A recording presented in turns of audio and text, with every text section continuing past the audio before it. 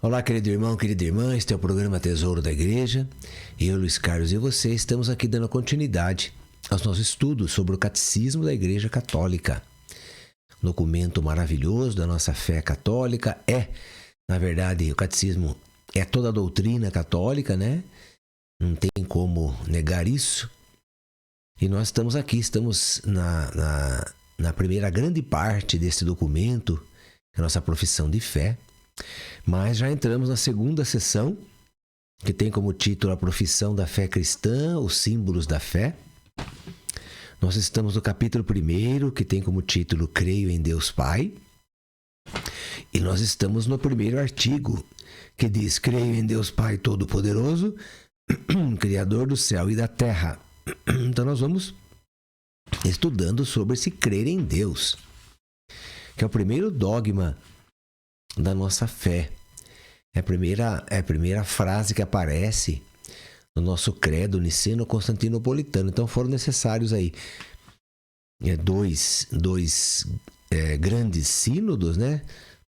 Concílios, na verdade, para conseguirem chegar a essas fórmulas dogmáticas da nossa igreja. Então, creio em Deus Pai Todo-Poderoso, Criador do céu e da terra. Isso é um dogma católico, é o primeiro dogma. Bem, eu estou um pouco aqui com a voz ruim, estou um pouco gripado, então eu peço desculpas para vocês de não estar aqui com a minha saúde plena, e peço a compreensão de todos, então, caso minha voz venha falhar aqui, alguma coisa parecida com isso, né? Bem, vamos lá. Se você está acompanhando pelo Catecismo, nós vamos entrar hoje no número 205, é aquele número em negrito que está do lado do Catecismo.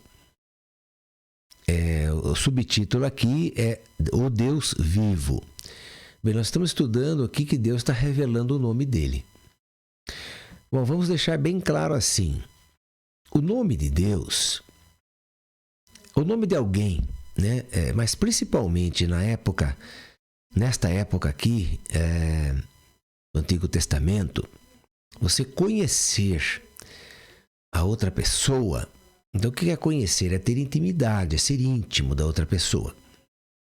Então, quando a palavra conhecer, quando esse verbo, melhor dizendo, quando o verbo conhecer aparece na Sagrada Escritura, você interpreta ele por ter intimidade, ser íntimo do outro. Então, por exemplo, você pode dizer assim: eu conheço o Luiz Carlos lá da Rádio Cantate, eu acompanho aí os estudos dele pelo Facebook, pelo YouTube, pela própria Rádio Cantate. E eu vejo ele ali na imagem, então eu conheço o Luiz Carlos. Então, quer dizer, no mundo de hoje, esse verbo conhecer, ele não tem a mesma finalidade ou não tem a mesma profundidade do que tinha no tempo que foi escrita a Sagrada Escritura. O verbo conhecer no tempo que foi escrita a Sagrada Escritura é um verbo de ser íntimo, conhecer por dentro. Assim como Maria, né? O anjo disse a ela que ela seria a mãe do Filho de Deus. Bem, ela sabia, claro, como ser humano, que o único meio de gerar um filho é você ter relação sexual com o homem para poder engravidar. Então ela perguntou ao anjo: mas como que se dará isso? Pois eu não conheço o homem. Quer dizer, não tenho intimidade com meu noivo, né? Então não conheço, como que eu vou engravidar? Então, nesse sentido aí que o verbo conhecer, ele tem aí uma grande abrangência no Antigo Testamento para nós entendermos da intimidade.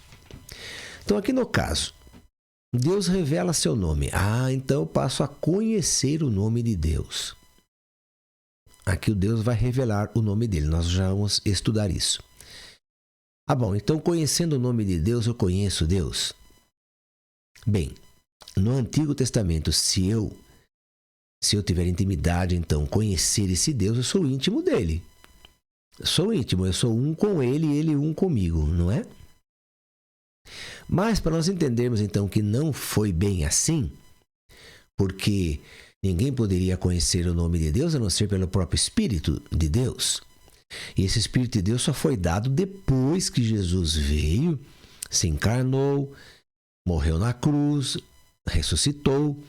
Aí ele enviou o Espírito Santo. Então, somente pelo Espírito Santo que eu venho a conhecer Deus, quer dizer, a ter intimidade com Deus, porque eu e Deus e eu, nós nos tornamos um só. Assim como num casamento, o homem e a mulher se tornam um só. Nesse caso, sim. Agora, aqui no Antigo Testamento, esse verbo conhecer, então, que significa ter intimidade, não se aplica bem aqui ao que nós vamos estudar hoje. Eu conheço Deus, eu sei o nome deles, porque sabendo o nome dele eu conheço Deus. Bem, então não é bem assim, não é? É claro que os judeus têm o maior respeito pelo nome de Deus. O nome de Deus, na verdade, ele é escrito com 4 consoantes, o Iavé. São 4 consoantes. Antes do rei Nabucodonosor, quando ele invadiu toda a Palestina lá, ele levou cativos para a Babilônia milhares de pessoas. Claro, essa era uma estratégia que Nabucodonosor fazia quando ele conquistava os reinos. Ele tirava as cabeças pensantes, né, as pessoas estudadas, as mais espertas, as mais inteligentes, e deixava na região, então, o povo simples. O povo que não tinha estudo, o povo que não tinha sentido de liderança nenhum. Então, ele deixava na terra para cuidar ali do que sobrou, né? Porque ele entrou, dizimou, matou e levou cativo, então, para a Babilônia. Aí, durante mais ou menos 40 anos, esses judeus. E muitos deles não voltaram mais para Jerusalém, porque chegaram na Babilônia, se casaram, tiveram filhos, filhos cresceram lá e foram ficando por lá mesmo. Mas quando Ciro, rei da Pérsia, ele vai conquistando tudo e conquista também a Babilônia e tira Nabucodonosor do trono, aí o que ele faz com a Babilônia, né? Com aqueles povos que estavam lá de toda a língua, raça, nação, enfim, estavam todos cativos lá. O que ele faz? Ele fala, olha, quem quiser pode voltar para sua terra, estão todos liberados. Isso foi mais ou menos no ano 540 a.C., então meio século antes de Cristo vir ao mundo. Então muitos voltaram. Só que quando eles voltaram, chegaram ali na Palestina, encontraram tudo destruído. Inclusive Esdras, Neemias estava ali com eles. E foram eles que reconstruíram Jerusalém, na verdade. Mas como eles tinham ficado mais de 40 anos lá na Babilônia, quando eles voltaram, eles não conseguiam mais ler o hebraico direitinho, a língua hebraica. Porque lá eles aprenderam outras línguas e tanta gente nasceu lá, né? Tantos filhos nasceram lá e não conheciam o hebraico. Então eles tiveram que colocar as vogais no hebraico. Por que estou dizendo tudo isso? Porque o nome Iavé, que era só escrito com consoantes, porque o hebraico nunca teve vogais. Nunca teve. A língua hebraica, ela é só de consoantes. Então, eles tiveram que inventar as vogais e colocar nas consoantes para poderem começarem a entender, a voltarem a entender a língua hebraica. Então, com essas vogais aí no meio das consoantes, houve muita confusão. Inclusive, o nome Iavé foi transformado por algumas pessoas, algumas doutrinas aí, como Jeová. Então, Jeová não é o nome de Deus. O nome de Deus para nós, cristãos, católicos principalmente, é Javé. Ou seja, Iavé na língua hebraica, mas na nossa pronúncia aqui portuguesa fica Javé. Então, Jeová não. Jeová é uma tradução muito forçada do nome Eu sou aquele que sou. Ou Eu sou aquele que é. Então, aí esse Jeová não dá certo, né? Porque aí eles foram traduzindo de uma forma bem obsoleta aí o que quer dizer ou Eu sou aquele que sou. Ok? Então, o nome Jeová, na verdade, não existe. É uma tradução forçada. Ok? Uma tradução que, se você estudar o hebraico, como nós estudamos ali, você vai ver que não tem condição de ser Jeová. Não tem como. É uma invenção de palavras. Então, na verdade, eu creio, né? Eu, como estudante de teologia também, eu creio que eles quiseram aí forçar uma tradução para ficar diferente do nome que a Sagrada Escritura dá para Deus, né? Que é Javé. Então, eles querem ser contra, né? Aí a doutrina cristã católica. Então, eles inventaram esse nome de Jeová, mas esse nome, para nós, não quer dizer nada. Esse nome não significa nada para nós, não é? Então, o nome de Deus não é Jeová, mas sim Javé, ou seja, Iavé, na língua hebraica. Tá bom? Eu só falei isso para nós entendermos aí o porquê das coisas, né? Porque o nome de Deus é chamado de tetragrama sagrado. O que é tetragrama? Tetra é 4. Então, 4 palavras, 4 consoantes. Então, quando o judeu vê o tetragrama sagrado, que são as 4 consoantes escritas, ele sabe que aquele ali é o nome de Deus. Então, ele abaixa a cabeça, porque ele não tem nem como olhar para o nome de Deus, de tão sublime que é esse nome, de tão excelso, de tão grande, de tão poderoso. O respeito que o judeu tem pelo nome de Deus, eu creio que é mais ou menos o respeito que nós temos pela Eucaristia. Entende? O respeito, o amor, o carinho que eles têm pelo nome de Deus é o mesmo que você e eu nós temos pelo corpo de Cristo, que é a Eucaristia, ok? Só para você entender aí o amor, né, que o judeu tem pelo tetragrama sagrado, pelo nome de Deus, que é isso que ele conhece. Ele não conhece o Deus que nós conhecemos da forma que nós conhecemos, que se tornou íntimo de nós, que está dentro de nós, que nós somos um templo onde ele habita em nós. E isso o judeu não sabe nada disso, ele não tem essa experiência com Deus da forma que eu e você temos, ok? Então nós somos muito mais privilegiados. Como dizia um bispo japonês, Paul Yong, se não me engano, o nome dele agora, faz tempo que eu não me recordo disso, mas agora veio à minha mente. Então o que esse bispo japonês dizia? Ou melhor, diz, né? Porque ele não morreu ainda. O que esse bispo japonês diz? Ele diz o seguinte, que ser cristão é um dom.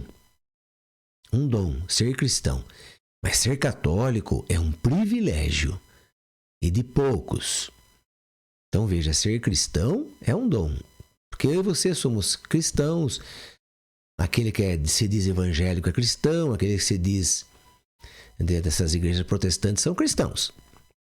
Mas ser católico é um privilégio. Por quê? Porque nós comemos o corpo do Senhor, nós bebemos o seu sangue na Eucaristia. E isso nenhum outro tipo de cristão faz. Então, por isso que ele diz que nós somos privilegiados.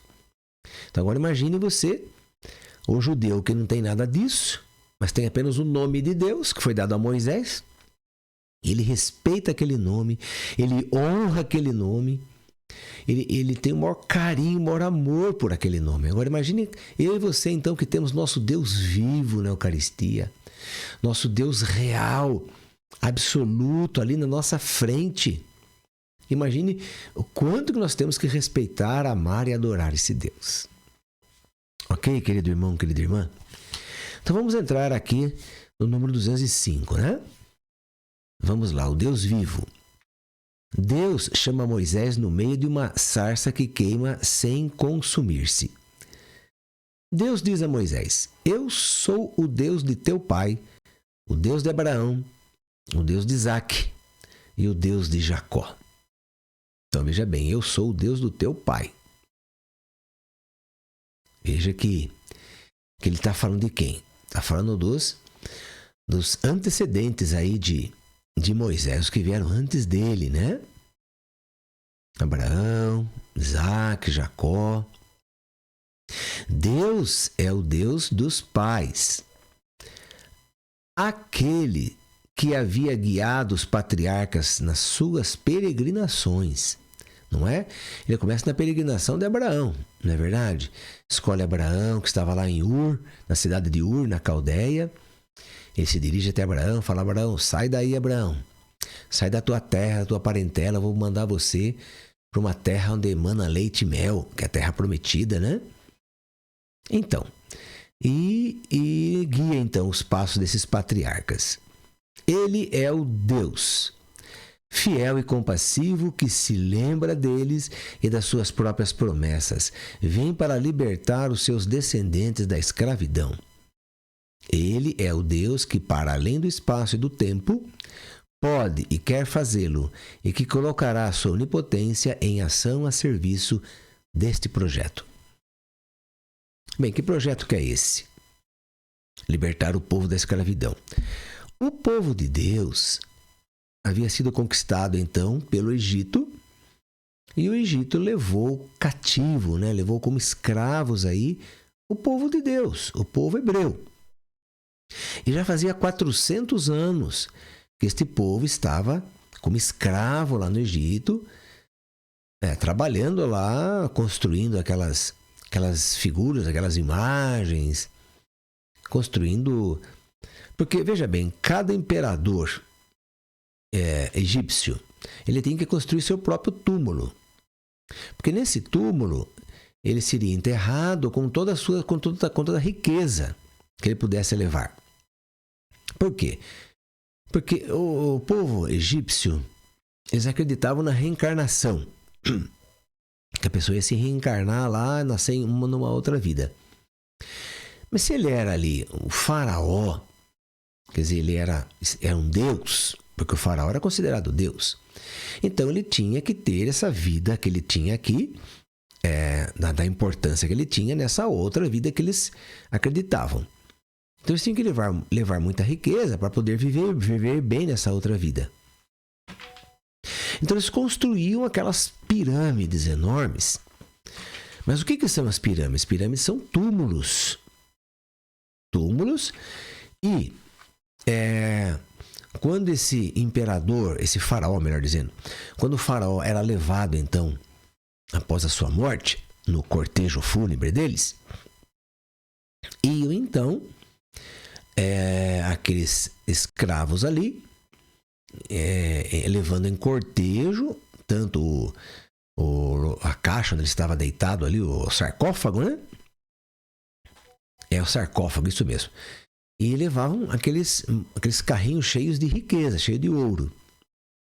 Bem, e estas pirâmides, esses túmulos, eles eram construídos então com vários labirintos. Por quê? Porque conforme eles iam passando pelos labirintos, eles iam fechando as passagens. Porque eles mesmos, esses escravos, não poderiam voltar. Eles saberiam que eles iam ficar trancados lá dentro e iriam morrer lá dentro. Por quê? Porque é o segredo, né? É o segredo para ninguém roubar os tesouros do faraó. Senão as pessoas entrariam lá no túmulo, quebrariam as paredes e levariam todo o ouro embora. Então eles entravam pelos labirintos e iam fechando as portas ali com a argamassa que eles tinham, com os tijolos que eles fabricavam, porque lá no Egito fabricava muito tijolo. Eles tinham esse conhecimento, né?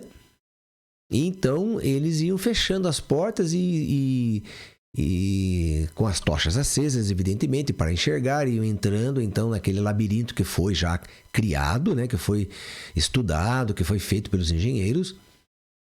E chegavam até a sala final, onde então depositavam ali o corpo do faraó com todas as suas riquezas, e ali eles ficavam também para morrerem ali. Então, quer dizer, a pirâmide, na verdade, é bonito visitar uma pirâmide lá no Egito. Olha, eu não teria nem coragem de entrar numa dessas pirâmides, porque ali existe muita maldição, não é verdade? Quer dizer, é uma crença totalmente diferente do que o nosso Deus trouxe para nós. Deus nunca falou de que nós iríamos reencarnar.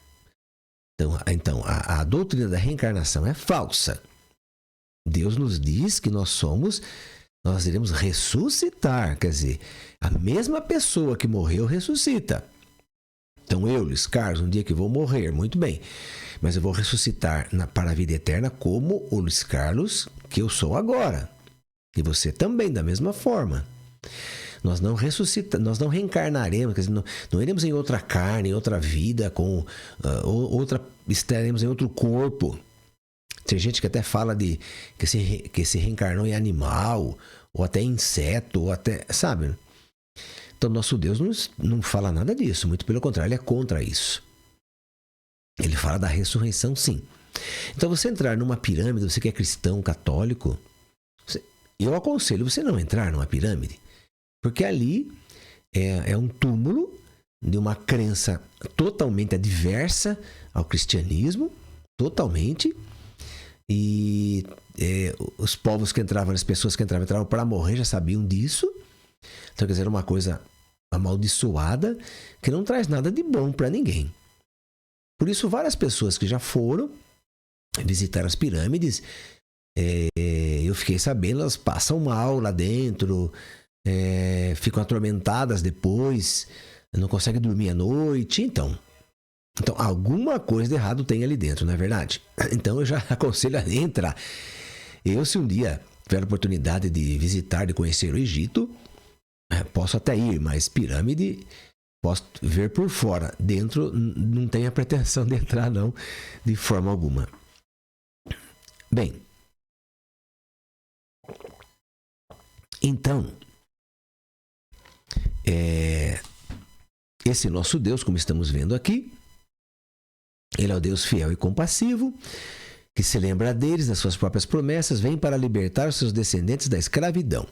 Então, eu estava aqui dizendo que esse povo de Deus já estava escravo ali no Egito há 400 anos, quando apareceu Moisés, né? Moisés, ele foi colocado num cesto, num rio. Você já deve ter assistido isso em filme, mas é verdade. Ele foi colocado num cesto e a filha do faraó, então, achou o cestinho com a criança dentro, uma criança muito bonita, e ela quis adotar aquela criança. Bem, ele cresceu ali dentro do palácio, era tratado como um filho, e foi dado a ele conhecimento, sabedoria, estudo.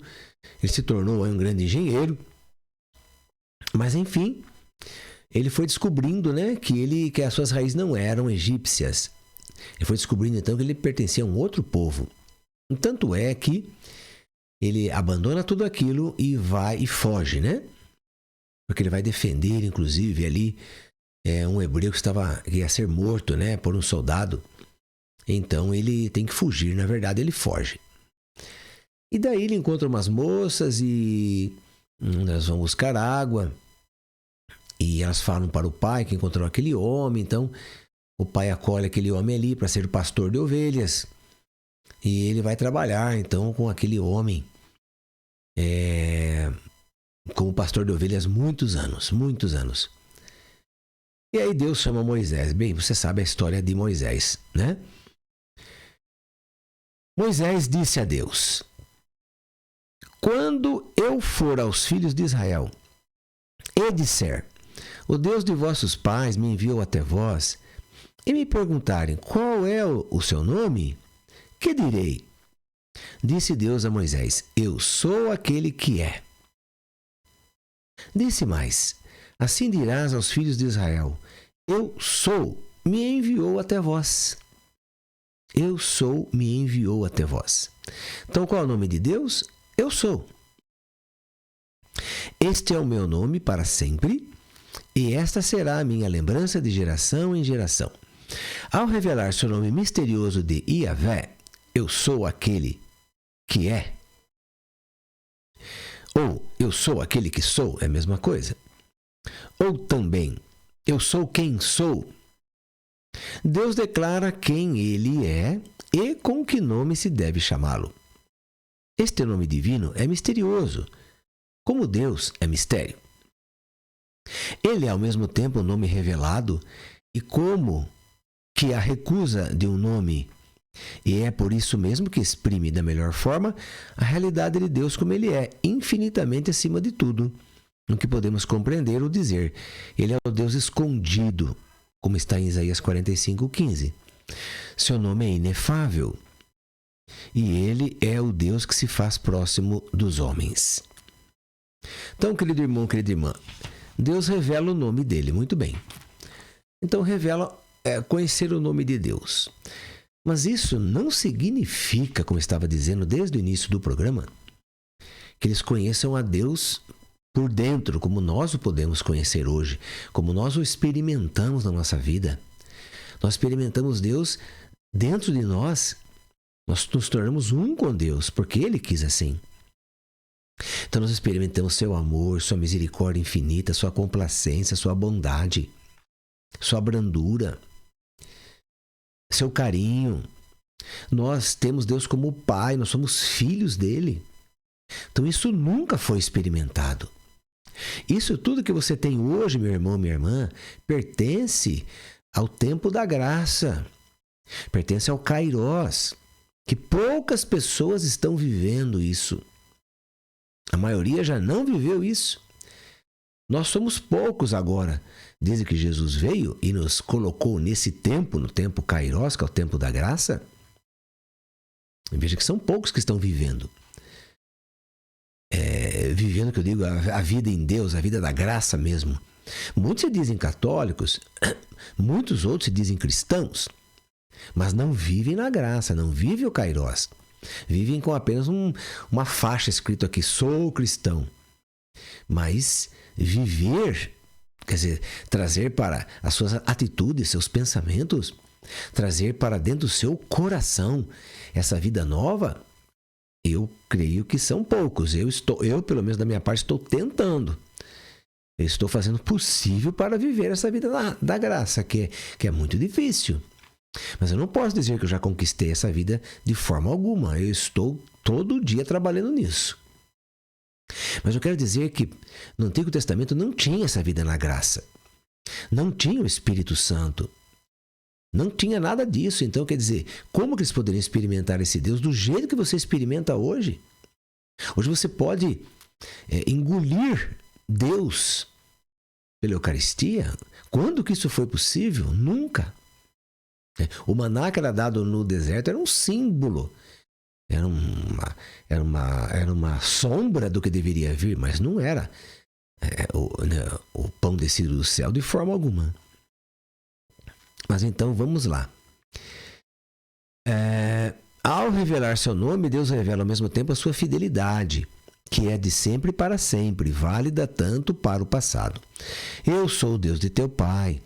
Isso é verdade, né? Como para o futuro, eu estarei contigo, né? Deus que revela seu nome como eu sou, revela-se como Deus que está sempre presente junto a seu povo para salvá-lo. Diante da presença atraente e misteriosa de Deus, o homem descobre sua pequenez. Diante da sarça ardente, Moisés tira as sandálias e cobre o rosto, em face da santidade divina. Diante da glória de Deus, 3 vezes santos, Isaías exclama: ai de mim, estou perdido. Com efeito, sou um homem de lábios impuros. Diante dos sinais divinos que Jesus faz, Pedro exclama: afasta-te de mim, Senhor, porque eu sou um pecador. Mas porque Deus é santo, pode perdoar ao homem que se descobre pecador diante dele. Não executarei o ardor da minha ira, porque sou um Deus e não um homem. Eu sou santo no meio de ti, como está em Oséias, né? O apóstolo João dirá: diante dele tranquilizaremos nosso coração, se nosso coração não nos acusa.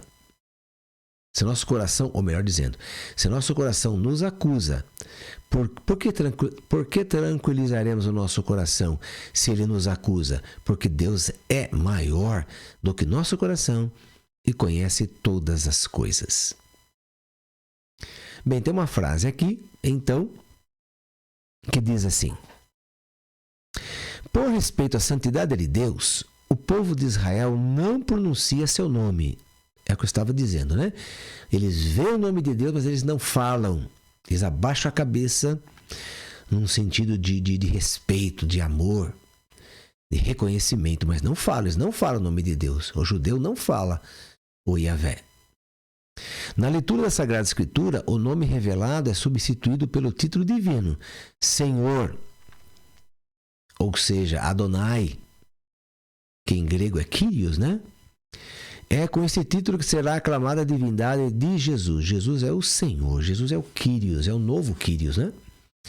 Então, nós vamos encontrar na Sagrada Escritura Adonai, Elohim, El Shaddai, El Elyon, vários nomes de Deus, né? Mas o Yahvé não. O Yahvé você nunca vai encontrar assim explícito, porque ele não fala. Você pode até ler, ele pode até ver o nome de Deus, mas ele não fala. Ele fala outro nome que tem assim uma mesma qualificação, mas o tetragrama sagrado ele não pronuncia. Então, querido irmão, querida irmã, para você entendendo aí de onde vem a nossa fé, não é verdade? Esse Deus maravilhoso, esse Deus único que vai se revelando ao povo de Deus aí no Antigo Testamento. É daí que vem a nossa fé, nosso conhecimento desse Deus, a nossa esperança de que Ele vai agir sempre em nosso favor. Então, vamos pedir à Virgem Maria, aquela que foi escolhida por Deus para ser a mãe do seu Filho. Vamos pedir a ela então que reze por nós, para que a nossa fé vá crescendo cada dia mais. Ave Maria, cheia de graça, o Senhor é convosco. Bendita sois vós entre as mulheres e bendito é o fruto do vosso ventre, Jesus. Santa Maria, Mãe de Deus, rogai por nós, pecadores, agora e na hora de nossa morte. Amém. Que o Senhor nos abençoe em nome do Pai, do Filho e do Espírito Santo. Amém. E até o nosso próximo encontro, se Deus quiser.